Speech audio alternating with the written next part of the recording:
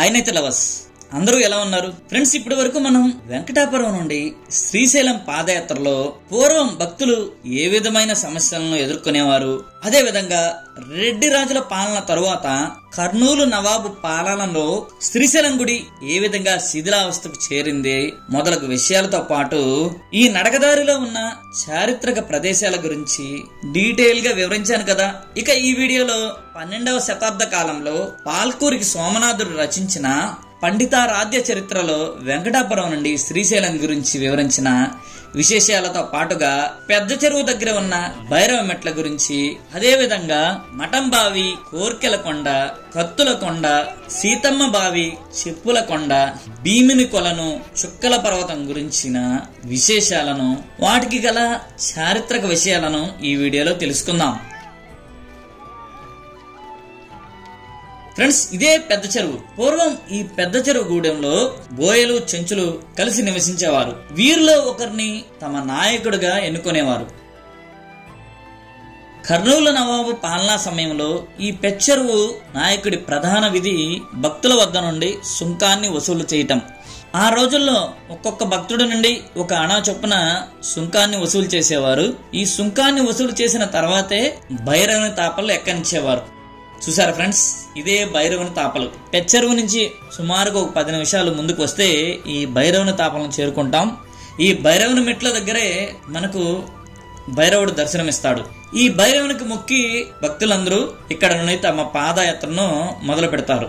ఎందువల్లంటే ఫ్రెండ్స్, పూర్వం శ్రీశైలానికి వెళ్లి రావటం అంటే అంత ఆషామాషి విషయం కాదు. ఎంతో పుణ్యం చేసుకుంటే తప్ప ఈ శ్రీశైలాన్ని దర్శించి సేఫ్ గా తిరిగి రావటం జరుగుతుంది.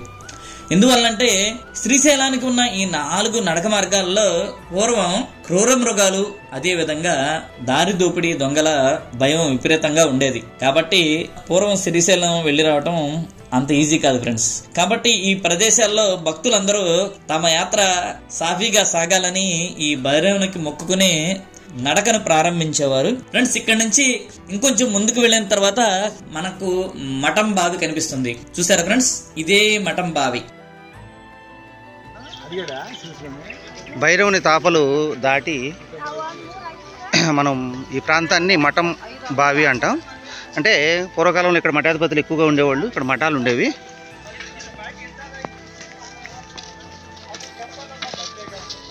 నీటి అవసరాలు తీర్చడానికి ఇక్కడ ఒక బావి ఉందండి, చూడండి.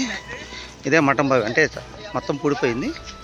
పూర్వం ఈ ప్రదేశంలో శ్రీశైలానికి సంబంధించి కొన్ని మఠాలు ఉండేవట.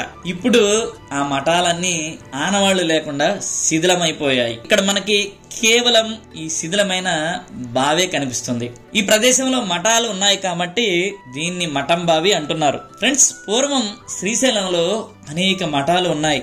ఆ మఠాలకు సంబంధించిన ఫుల్ డీటెయిల్స్ తో ఒక వీడియో చేశాను. మీకెవరికైనా శ్రీశైలంలో ఉన్నటువంటి ఈ మఠాల గురించి, వాటి చరిత్ర గురించి తెలుసుకోవాలంటే ఈ వీడియో చూడండి.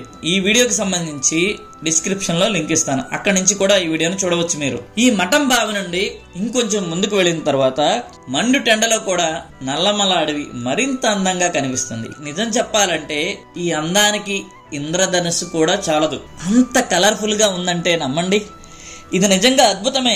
ఎంతో కనువిందుగా ఉంటుంది. తమ కోరికలు తీరాలని కొందరు రంగురంగుల వస్త్రాలను చెట్లకు కడతారు. కొందరైతే ఒక రాయి మీద ఒకటి పేర్చి తమ కోరికలు తీరాలని కోరుకుంటారు. కాబట్టి ఫ్రెండ్స్, దీన్నే కోర్కెల కొండ అంటారు. కోరికలు తీర్చే చెట్టు. దట్టమైన ఈ శ్రీశైలం అడవిలో కోరికలు తీర్చే చెట్టు ఇది. తమ పాదయాత్ర సమయంలో ఇక్కడ ఈ కోర్కెల కొండ మీద ఈ విధంగా భక్తులు కోరికలు కోరితే నెరవేరుతాయని భక్తుల విశ్వాసం. కోరికల కొండ మీద కోరికలు తీర్చే చెట్టు. నిజం చెప్పాలంటే ఫ్రెండ్స్, ఈ కోరికల కొండకు సంబంధించిన చారిత్రక వివరాలు ఇప్పటి వరకు నాకు ఏమీ లభించలేదు. నేను మీకు ఈ కోరికల కొండకు సంబంధించిన చారిత్రక విషయాలను చెప్పలేను. చూసారుగా ఫ్రెండ్స్, కోర్కెల కొండ ఎంత అందంగా ఉందో. ఈ కోర్కెల కొండ దాటి ఇంకొంచెం ముందుకు వెళితే మనం కత్తుల కొండను చేరుతాం. కత్తుల కొండలో కత్తులు చూడు.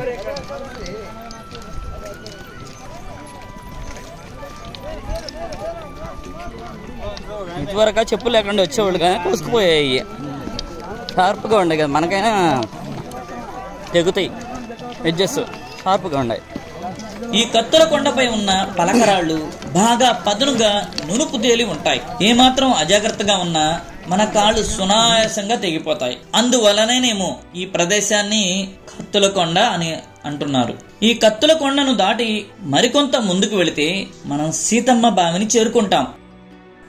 ఇదిగోండి, ఇదే సీతమ్మ బావి, కొన్ని వందల సంవత్సరాల కింద నుంచి ఉంది. చూడండి ఫ్రెండ్స్, ఇదే సీతమ్మ బావి. నా ఉద్దేశం ప్రకారం రెడ్డి రాజులు భక్తుల సౌకర్యార్థం శ్రీశైలానికి ఈ మెట్ల మార్గాన్ని నిర్మించారు. ఈ మెట్ల మార్గంతో పాటుగా భక్తుల సౌకర్యార్థం అనేక మండపాలను, గుడులను, చెరువులను, బావులను ఏర్పాటు చేశారు. వాటిని నేను ఇదివరకే అంటే ఈ శ్రీశైలానికి ఉన్న 4 ద్వారాల్లో మీకు చూపించాను కదా.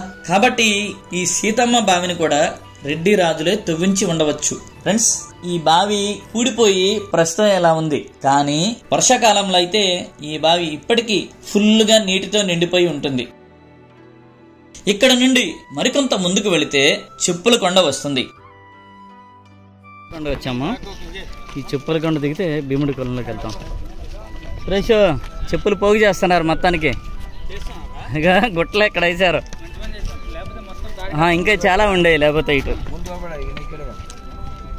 మామూలుగా ఏంటంటే చెప్పుల మీద కూడా కాలేసి స్కిడ్ అవుతూ ఉంటుంది.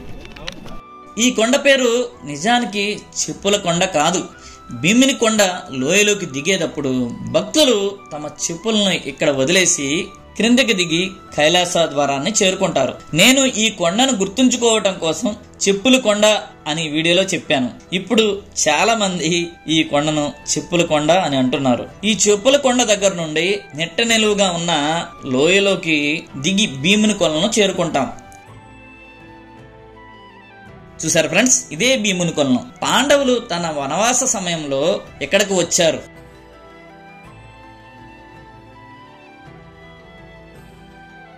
ఇదే భీముడి కొలను.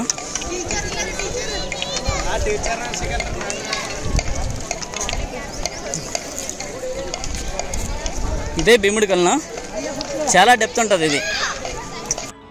భీముని కొలనుకు సంబంధించిన పూర్తి వివరాలను భీముని కొలను అనే వీడియోలో డీటెయిల్ గా వివరించాను. ఇంట్రెస్ట్ ఉన్నవాళ్ళు ఆ వీడియోను చూడవచ్చు. భీముని కొలను దాటిన తర్వాత ఈ పాదయాత్రలోనే అత్యంత కష్టం మొదలవుతుంది. 2000 మెట్లు, 2 కిలోమీటర్ల దూరం, 7 మలుపులు ఉన్న ఈ చుక్కల పర్వతాన్ని అధిరోహించడం అంటే పట్టపగలే చుక్కలు కనిపించవలసిందే.